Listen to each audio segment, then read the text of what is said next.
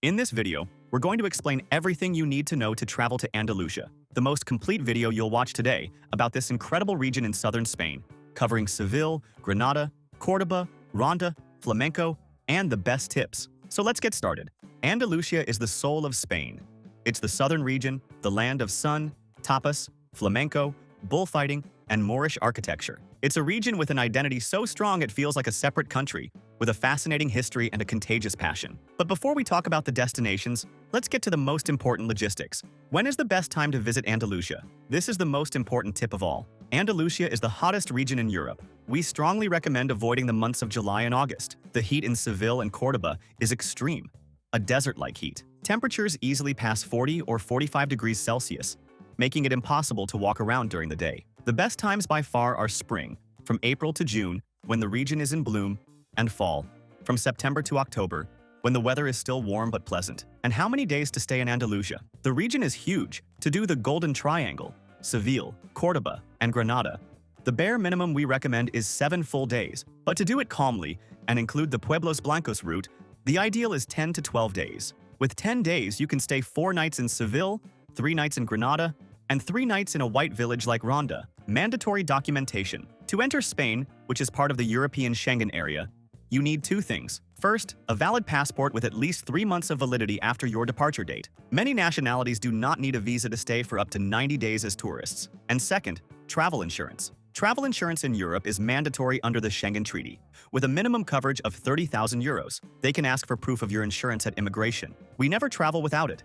And in the link in the description, there's the comparator we use that always finds the insurance at half the price. And be aware, soon, an electronic travel authorization called ETIAS will also be mandatory for many nationalities, so check on that before you travel. Staying in a good area will make your trip much easier.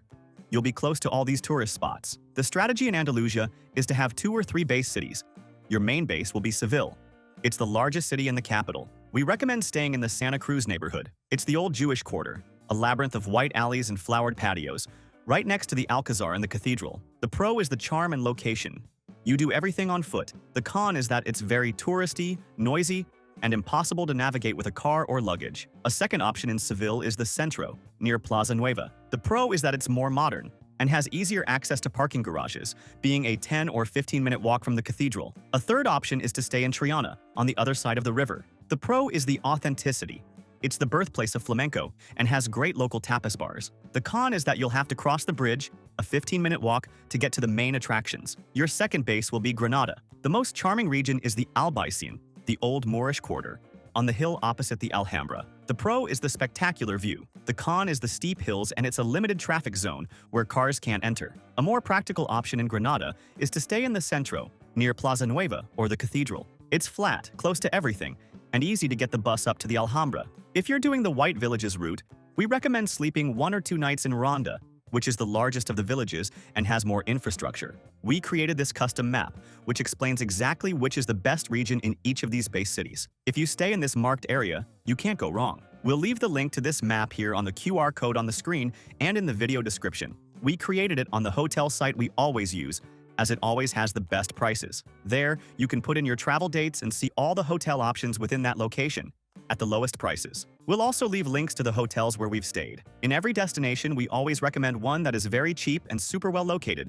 and another that's a bit nicer, in the same location, but a little more expensive. They are great options. An important tip to save on lodging is the advanced booking strategy. The good hotels with Alhambra views or in the Santa Cruz Center sell out very quickly. This is why we love using this website. Besides having the lowest prices, it has free cancellation for almost all hotels. You can book as early as possible to guarantee a much lower price, and if you need to cancel later, it's super easy and costs nothing. And remember that in the link below, we always organize everything you need to plan your entire trip for the best price. The sites we use to plan our trips and that have everything much cheaper: international travel eSIM, travel insurance at half price, tickets for all the attractions we mentioned, the good and cheap hotels we've stayed at, the car rental comparator, which is essential for this trip, and the global account to carry euros paying much lower fees. And the links already contain automatic discounts, as we are always updating them. So save this page to your favorites and use it when planning.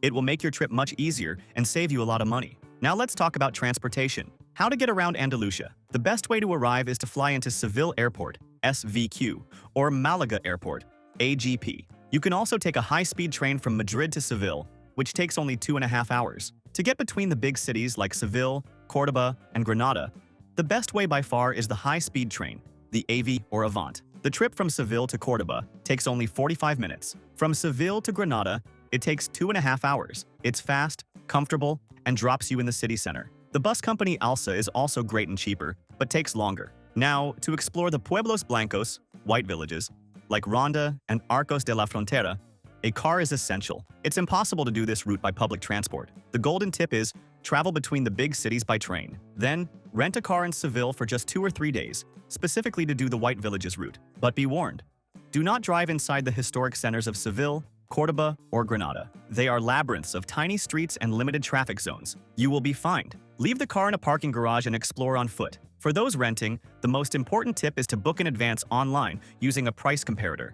It's always much cheaper, and you guarantee your vehicle, as they sell out in summer. We'll leave the link to the comparator we use in the description. Now, for the main regions and attractions. First region, Seville, the capital. The #1 attraction is the Real Alcazar. It's a royal palace of Moorish origin with Islamic architecture. It's where Game of Thrones was filmed. The logistic is crucial. You must buy your ticket online weeks or even months in advance. The ticket costs about 15 euros. Set aside at least 2 to 3 hours. The second attraction is the Seville Cathedral. It's the largest Gothic cathedral in the world. The tomb of Christopher Columbus is inside. The ticket costs 12 euros. With the same ticket, climb the Giralda. It's the former minaret. The ascent is up 35 wide ramps. The view from the top is spectacular. The third attraction is the Plaza de España. It's a giant, semicircular plaza with tiled benches for each province of Spain. You can rent a rowboat for 6 euros. Entry is completely free. The fourth attraction is the Triana neighborhood. Across the river. It's the birthplace of flamenco. It's famous for its ceramics. Visit the Mercado de Triana. Second region, Granada. The fifth attraction, and the most important monument in Spain, is the Alhambra. It's a gigantic complex of Moorish palaces. The logistic is critical. You must buy your ticket online months in advance. The general ticket costs about 19 euros. You will get a timed entry for the Nasrid palaces. You cannot miss this time slot. Set aside at least 4 hours. The sixth attraction is the Albaicin neighborhood. It's the old Moorish quarter. The high point is the Mirador de San Nicolas. Go at sunset to see the Alhambra turn red. It's free. Third region, Córdoba. The seventh attraction is the Mezquita Cathedral, Mosque Cathedral, of Córdoba. It's a unique place in the world. A gigantic Islamic mosque with over 800 red and white striped columns, with a Christian cathedral built right in the middle. The ticket costs 13 euros. The logistic is a 45-minute train day trip from Seville. The eighth attraction is the Jewish quarter. It's a labyrinth of white alleys, flowered patios, and the famous Calleja de las Flores. Fourth region, Pueblos Blancos, white villages. The ninth attraction is Ronda. It's the queen of the white villages. The town is famous for its dramatic location, split in half by a 100-meter-deep gorge called El Tajo. The logistic requires a car. The 10th attraction is the Ponte Nueva, New Bridge. It's the stone bridge that spans the gorge. Entry is free. Walk the lower paths for the classic photo. Also visit the Plaza de Toros de Ronda, one of the oldest in Spain. The ticket costs 8 euros. An important tip that will save you time and money is to buy tickets for attractions and tours in advance. Buying on the spot is always more expensive, and the most famous tourist spots like the Alhambra, the Real Alcazar, and the Seville Cathedral often sell out days before. You can't visit Andalusia without reserving the main attractions. We'll leave the link on the QR code on the screen and in the description to the site, where we always buy tickets and tours for the best price. It's the largest tour site in the world and has practically everything there. Skip the line tickets for the Alhambra in Granada, timed entry for the Real Alcazar, the Seville Cathedral ticket, and flamenco show passes, all at the best price, and you can buy in any currency, saving on fees. And they have free tours that are great, like walking tours of the Santa Cruz neighborhood. Let's talk shopping. Andalusia is famous for its crafts. In Seville, in the Triana neighborhood, buy hand-painted ceramics. In Córdoba, the specialty is leather goods. And of course, buy souvenirs from the flamenco culture, like fans and shawls. For fashion, Calle Sierpes in Seville is the main pedestrian street, with stores like Zara and El Corte Inglés. The prices for Spanish brands are much cheaper here, and the tax-free tip applies. The tax in Spain, VAT, is 21%. You can request a refund on purchases of any value. There is no minimum. And for those who are new here to the channel, welcome. Our mission is to help you travel more and better around the world. If you're enjoying it, subscribe to the channel and like the video.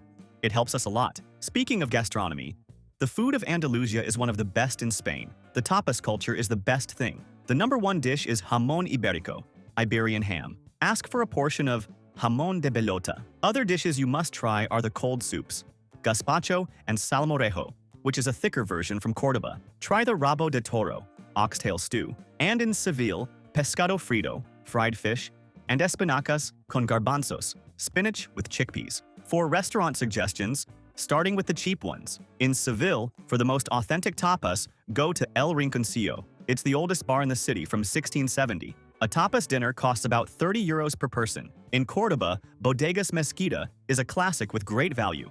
It's next to the mosque. A dinner costs about 25 euros. For a more expensive experience in Seville, La Brunilda is incredible.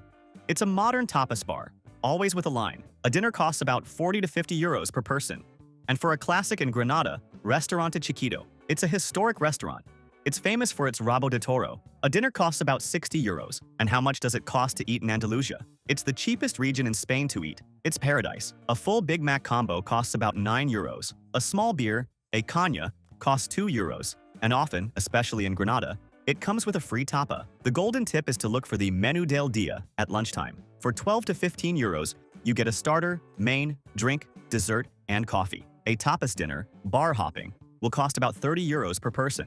And the tip? Service is included. Tipping is not mandatory, but it's kind to leave 1 or 2 euros in coins. What about nightlife? The night in Andalusia starts very late. No one eats dinner before 9 or 10 p.m. The unmissable plan is to see a flamenco show. In Seville, the Triana neighborhood is the cradle of flamenco. Avoid the tourist traps and look for smaller, more authentic tablaos, like the Teatro Flamenco Triana. The ticket costs about 25 euros. In Granada, the flamenco shows happen in the caves of the Sacromonte neighborhood. It's a unique experience. Traveling with kids? Andalusia is great for kids. They'll love the Plaza de España in Seville, especially for renting the rowboats. The rental costs 6 euros. The giant gardens of the Real Alcazar are a great place for them to run. The Science Park in Granada is a super interactive museum, and the hilltop towns like Ronda look like fairy tale castles. Combining your trip, Andalusia is perfectly located. The most obvious combination is with Madrid. You can take a high-speed train from Seville and be in the capital in 2.5 hours. Another combination is with Portugal.